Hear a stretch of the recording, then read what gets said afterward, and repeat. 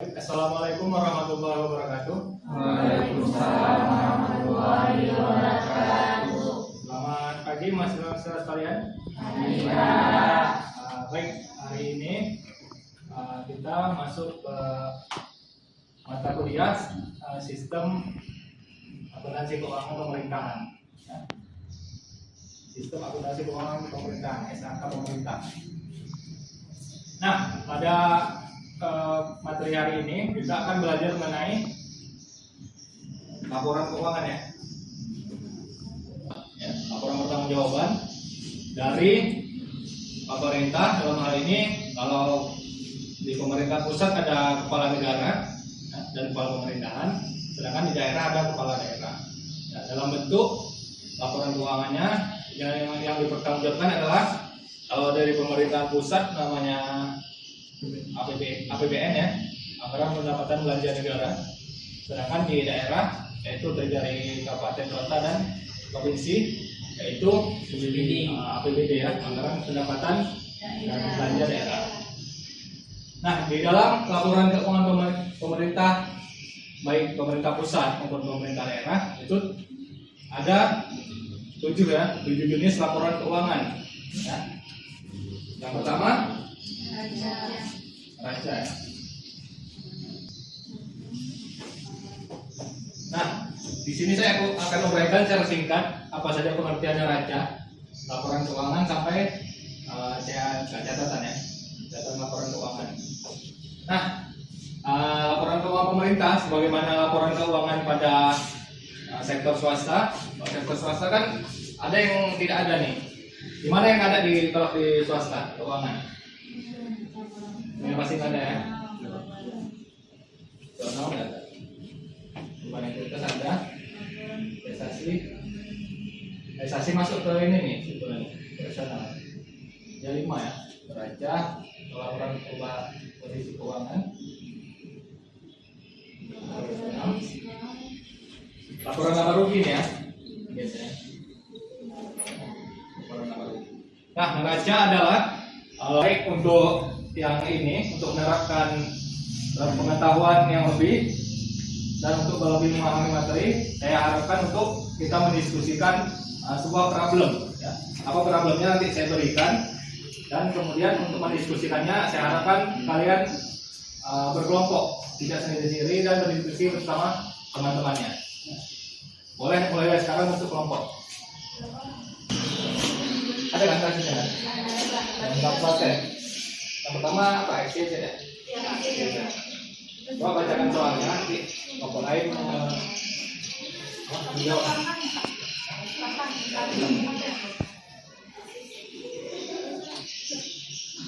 Pemerintahan Kabupaten XYZ adalah salah satu daerah di Indonesia yang memiliki Yang sudah disampaikan.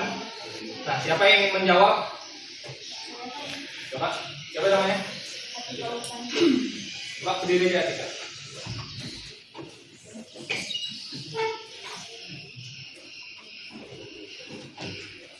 Rapat kolektif. Coba ini yang ada begitu. Ya. Kolektif yang diambil pertama adalah perbaikan pengelolaan aset pemerintah daerah, melakukan inventarisasi ulang seluruh aset daerah dengan bantuan aplikasi manajemen aset yang terintegrasi. Aset yang tidak terpakai atau rusak telah dihapus dari laporan neraca sesuai dengan peraturan yang berlaku. Selain itu, pelatihan dilakukan untuk staf bagian aset agar dapat melakukan pencatatan yang lebih akurat di masa mendatang. Yang kedua, modernisasi sistem pencatatan pendapatan pemerintah daerah memungkinkan untuk mengotomatisasi pencatatan pendapatan dengan menerapkan sistem informasi manajemen pajak daerah yang berbasis digital. Sistem ini memungkinkan pencatatan yang lebih akurat dan transparan, serta meminimalisir risiko kehilangan pendapatan. Yang ketiga, pengawasan lebih ketat atas realisasi anggaran pemerintah daerah.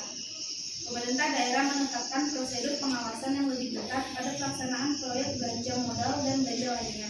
Tim pengawas anggaran dibentuk untuk memastikan belanja sesuai dengan rencana anggaran yang telah ditetapkan.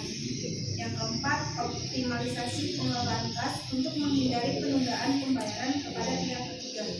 Pemerintah daerah memperbaiki manajemen kas dengan memantau arus kas secara real time melalui sistem informasi keuangan daerah yang terintegrasi. Terima kasih atas jawabannya. Atau problem yang kedua atau case study yang kedua, siapa mau jawab? Saya Pak. Ya. Sebut nama ya.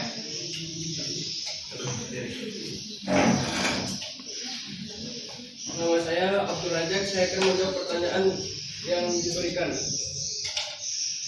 yaitu inventarisasi dan pengelolaan persediaan. Pemerintah daerah melakukan inventarisasi ulang terhadap seluruh persediaan dan membangun sistem pencatatan yang lebih akurat untuk mengontrol barang habis pakai.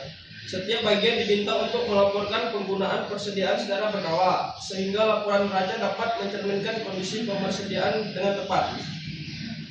Yang kedua, optimalisasi penerimaan pajak daerah. Pemerintah daerah melakukan modernisasi sistem pajak daerah dengan menerapkan sistem penagihan pajak berbasis online yang memudahkan wajib pajak untuk melakukan pembayaran. Selain itu, sosialisasi dan pengawasan terhadap penagihan pajak juga perketat, terutama pada sektor-sektor yang berpotensi tinggi seperti pajak hiburan dan restoran.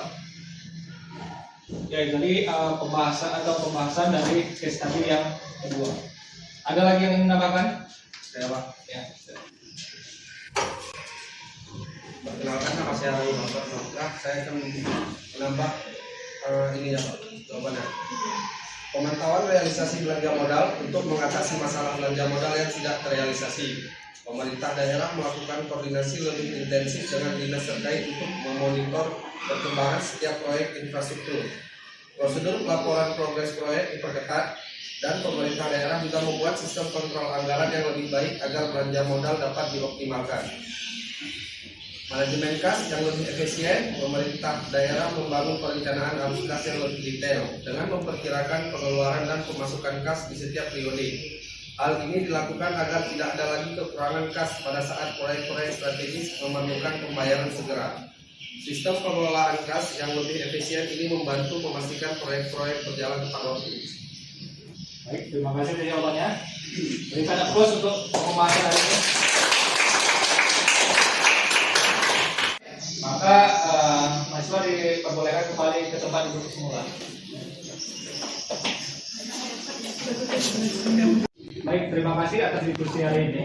Saya harapkan untuk kedepannya diskusinya menjadi lebih aktif, dan yang saya besarkan jangan lupa mengabsen ya, secara online hari ini ya, untuk mata kuliah ini. Sekian dari saya. Assalamualaikum warahmatullahi wabarakatuh. Waalaikumsalam warahmatullahi